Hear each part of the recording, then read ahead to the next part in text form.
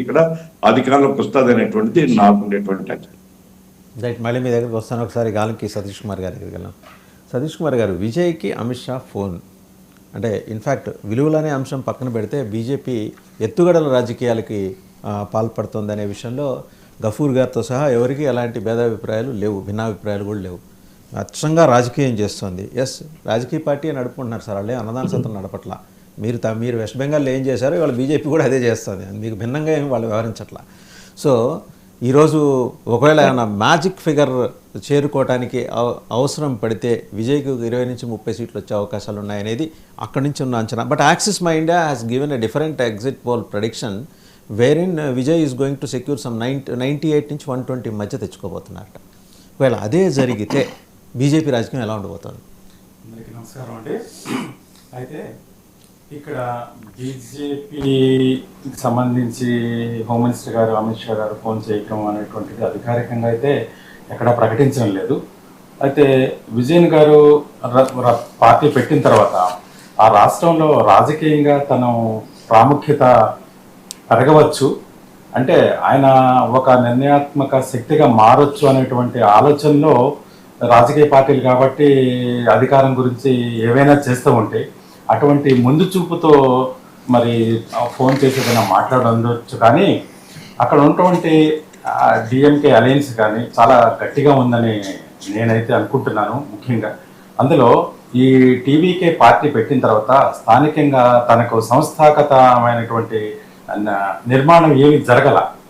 సంస్థాగత నిర్మాణం జరగకుండా ఏదో హైప్ క్రియేట్ చేసేసి ఒక నటుడని ఆయనే వస్తున్నాడని 20 నుండి 30 సీట్లు అనేటువంటి దాని విషయంలో మాత్రం అందడం లేదు. అది ఏంటంటే వారు మరి కొన్ని ఇప్పుడు అంచనాలు వేశారు, సర్వే సంస్థలు అంచనాలు వేశారు. అవి వాస్తవానికి కొన్ని దగ్గరగా లేవు. అంచనాలు కూడా గతంలో తప్పాయి, ప్రస్తుతం కూడా రేపు ఏం జరుగుతుంది చెప్పలేం. కానీ అంటే అవి ఇప్పుడు ఏకపక్షంగా ఫలానా పార్టీ వస్తుందని కూడా ఏ అంచనా ఈ సంస్థలు కూడా సర్వే సంస్థలు చెప్పాల. కానీ ఏంటంటే వారు నిర్ణయాత్మక శక్తిగా ఉండొచ్చు అని చేసే ఉంటారు తప్ప అసలు అక్కడ అవకాశాలు చూస్తే డిఎంకే అలయన్స్కే ఎక్కువగా మెజార్టీ రావడానికి అవకాశం ఉంది. ఒకవేళ తప్పితే తన పార్టీ కూడా అక్కడ కీ రోల్ ప్లే చేయడానికి అవకాశం ఎక్కువగా ఉందని వెస్ట్ బెంగాల్ వెస్ట్ బెంగాల్లో ఈ బీజేపీ పార్టీ మమతా బెనర్జీ మీద ఒక తీవ్రమైన ఒత్తిడి, చాలా హోరాహోరీ పోరాటం జరిగింది. కానీ అక్కడ హింసాత్మక ఘటనలు జరగకుండా సాధ్యమైనంత వరకు శాంతియుత వాతావరణంలోనే 1-2 దఫాలుగా ఎన్నికలు జరిగాయి. అది ఎంతో సంతోషం. అయితే రేపు అక్కడ జరుగుతున్నటువంటి దౌర్జన్యాలు కానీ అరాచకాలు కానీ అరికట్టడానికి కేంద్ర బలగాల పహారాలో కేంద్ర ఎన్నికల కమిషన్ చక్కటి ఏర్పాట్లు చేసింది. ప్రజలందరూ ఓటు హక్కును నిర్భయంగా వేసుకోవడానికి అవకాశాన్ని కల్పించింది. ఇప్పుడు 3,21,00,000 అభిప్రాయాన్ని ఈవీఎంల ద్వారా నిక్షిప్తమై ఉన్నాయి. అయితే అక్కడ ఉన్నటువంటి పరిణామాలు మనం గమనిస్తే ఎటువంటి పరిణామాలు ఉన్నాయంటే, ఆమె ఒక స్ట్రీట్ ఫైటర్గా అక్కడ ఎస్టాబ్లిష్మెంట్ అయ్యింది. ఆమెను ఎదుర్కోవడానికి స్థానిక నాయకత్వానికి, బీజేపీ నాయకత్వానికి ఎవరు తారసపడలా. దీనివల్ల ఏంటంటే ఆ ప్రచార బాధ్యతలన్నీ ప్రధానమంత్రి మోడీ గారు కానీ అమిత్ షా గారు కానీ వారే తీసుకోవడం జరిగింది, మోయాల్సి వచ్చింది. ప్రస్తుత పరిస్థితులు చూస్తే అక్కడ ఉన్నటువంటి ఈ స్పెషల్ ఇంటెన్సివ్ రివిజన్ వల్ల ఓట్లు కోల్పోయిన వారు దాదాపు 91 లక్షల మంది ఓటర్లు ఉన్నారు. వీళ్ళందరూ కూడా కాగితాలు పట్టుకొని, పత్రాలు పట్టుకొని ఆ ఆఫీస్ కార్యాలయాల చుట్టూ తిరగటం, ఇది కొంత ఇబ్బందికరమైనటువంటి పరిణామం అక్కడ ఏర్పడింది. అదేవిధంగా ఆ బెంగాల్లో ఉన్నటువంటి కల్చరు, సాంప్రదాయాలు, అక్కడ వారి యొక్క విశిష్టత గురించి లోకల్గా అదొక ప్రాధాన్యత ఎంతో సంతరించుకుంది.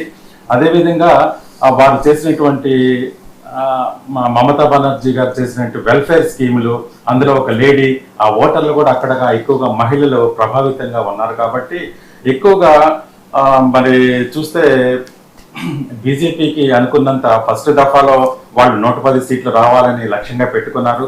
తర్వాత ఒక 50 సీట్లు సాధించాలని లక్ష్యంగా పెట్టుకున్నారు. కానీ అవన్నీ కూడా అంత మాత్రంగా సానుకూల పరిస్థితులు అయితే లేవు.